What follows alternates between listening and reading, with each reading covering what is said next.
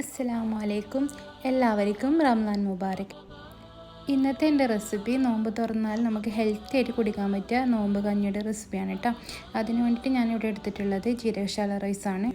1/4 cup അളവിൽ അരി എടുക്കുക. എന്നിട്ട് നല്ലോണം കഴുകിയതിന് ശേഷം തിളച്ച വെള്ളത്തിലോട്ട് ഇട്ട് കൊടുക്കുക കേട്ടോ. എന്നിട്ട് നല്ലോണം അടച്ചു വെച്ച് വേവിക്കുകയാണ് വേണ്ടത്. ഇത് നമുക്ക് കുക്കറിലും ചെയ്യാം കേട്ടോ.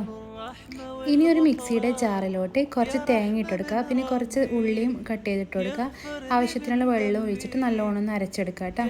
നല്ലോണം അരച്ചെടുത്ത തേങ്ങ നന്നായിട്ടൊന്ന് അരിച്ചെടുത്തിട്ട് വേണം റൈസിലോട്ട് ചേർക്കാൻ വേണ്ടിയിട്ട്. ആ സമയത്ത് നല്ലോണം റൈസ് വെന്തിട്ടുണ്ടാവും. അതിന് ശേഷം മാത്രം ചേർത്ത് കൊടുക്കുക. എന്നിട്ട് ജാറിലോട്ട് തന്നെ കുറച്ച് വെള്ളം കൂടി ചേർത്തിട്ട് ഒന്നുകൂടി ഒന്ന് അരിച്ചെടുക്കുക.